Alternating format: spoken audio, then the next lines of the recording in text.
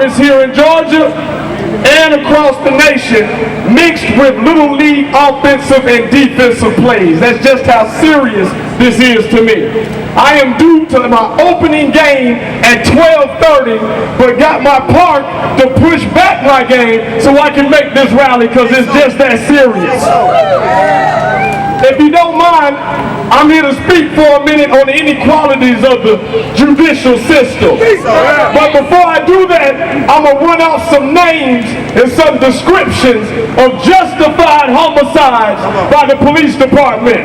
Before I do that, everybody please research Government Program 1033. That is the program that allows the Department of Defense to deliver free of charge militarized weapons and goods to local police departments across the nation, only for you as taxpayers to maintain the maintenance as a monthly fee. I don't think y'all heard me on that. Say it again. Say it again. Let's start off down on National Highway, South Georgia. Come on. With Lynette Jackson, age 29, laying in her bed along with my 25-year friend, I should call him my brother. There was a botched drug raid, no knock warrant, served on their townhome. The police hit the door at 3 in the morning, ran up the stairwell like any decent homeowner who was able to carry a weapon. She grabbed her pistol. She is no longer with us because she was riddled with bullets. My good friend, my brother, woke up in a pool of blood and water because they were in a waterbed with a room full of smoke. Only for later for the charges to be dropped against him, saying that he was selling drugs. No justice! No peace! Let's go to Union City, the very park that I represent, youth athletics. Come on. Has anybody ever heard of Ariston Waiters? Yeah. Let me rewind. The first 8 that I'm about to spit to you are friends and family that I work with very closely. Come on. Ariston Waiters. The police were called for what they said a melee. High school students versus middle school students having a fight. Keep in mind, Ariston was not involved in the fight. The police arrived, Ariston took off behind the building. Officer Machine Gun Lewis, his colleagues call him that, not mine, laid Ariston down, put one cup behind his back, and then put 2 bullets, one severing his spine, instantly paralyzing him, but ultimately killing him. No justice! No peace! Let's travel to Gwinnett, to a 15-year-old called Dontre Williams, a 15-year-old with the mental capacity of a 10-year-old. They say Dontre Williams was wielding a machete. Dontre Williams was 5'1", Brother Johnson 110 pounds. Shot 6 times. The home where his grandmother and his 2 brothers was fired upon, riddled with bullets 10 times. Dontre Williams is no longer with us. I asked the Gwinnett PD, could there not be other means of force? All of you think you've heard of tasers? You've heard of the projectiles they shooting down in Ferguson? They told me that when they are faced with a lethal threat, be it a knife, a machete, the use of lethal force is justified. No justice! No peace! Oh, let's go over to the Atlanta MARTA station by the name of Joe Tavius Stafford. That's right. Has anybody heard of Joe Tavius Stafford? Got into a fight with some other youngsters. I mean, I used to get in fights all the time, Brother DeBose, when I was young. You know, but when the police were called, I didn't end up shot and dead. Well, Joe Tavius Stafford took off running, and he took 2 shots in the back. No justice! No peace! I'm wearing the hat of Oakland. So let's go ahead and travel down to Oakland and Park Station and feel the spirit of Oscar Grant. My good friend Uncle Bobby, the father figure of Oscar Grant. Everybody saw it. It was captured on video. Oscar Grant was laid face down on the pavement, and the Park police officer said he thought he pulled his taser, but he pulled his service pistol, and bow, 1 shot to the back, no longer with us. No justice! No peace!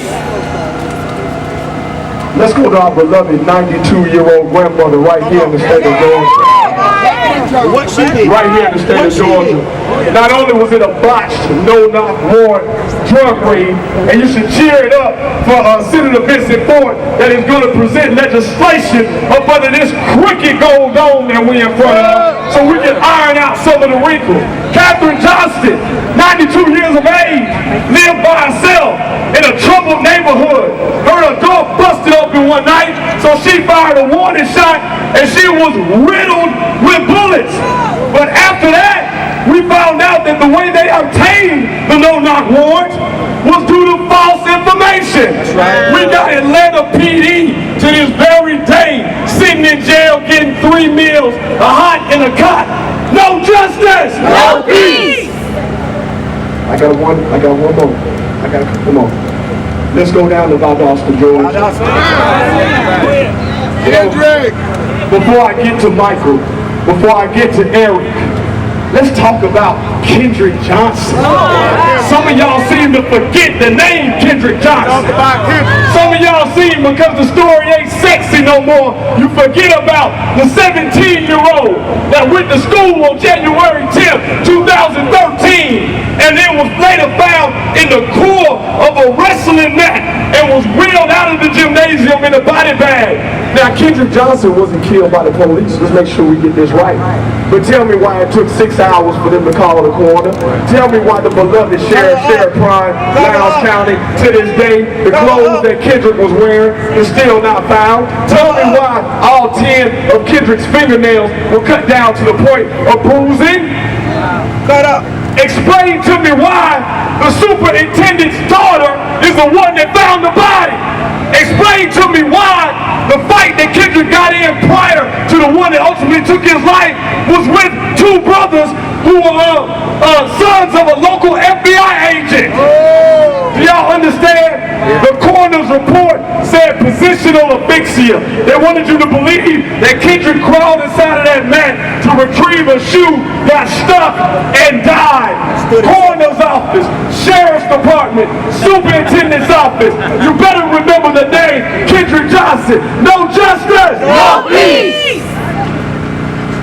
Now let's go to good old Ohio, to a man by the name of John Crawford. I'm almost through. To a man by the name of John Crawford, who was inside of a Walmart looking at a toy gun. The police were called. I guess there's something about us that threatens law enforcement. Something about us, maybe our skin is too dark, maybe our voice is too heavy. I don't know what it is yet. Somebody still needs to explain it to me. But this brother was shot inside of Walmart for looking at something that they were selling as merchandise. No justice! No peace! My good family by the name of Boom-Com Savon, a.k.a. Baby Boo-Boo. This is just how many people I talk to on a daily basis.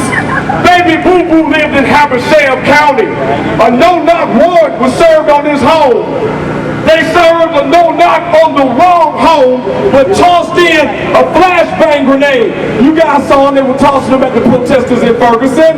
Well, this flashbang grenade landed right in the crib, in the playpen of this baby, and literally blew his face off.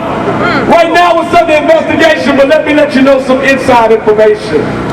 Habersham County initially said they were going to pay for his medical bills, which are now $800,000.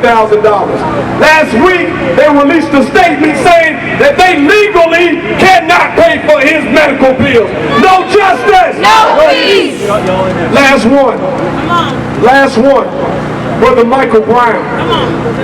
Brother Michael Brown. Everybody is saying the chant, hands up, don't shoot. I prefer to drop one hand and raise another and repeat after me. Police, the police! Police, the police! Police, the police! Police, the police! Oh, don't get scared now. Don't get scared now. That is an old method that was used by a historical group that was public enemy number 1 by the name of the Black Panther Party. Police, the police! Police, the police! Not only was Michael Brown shot down and left to die in the street, but his blood ran all down the pavement for everybody to see. I need to take this time before I go and say this.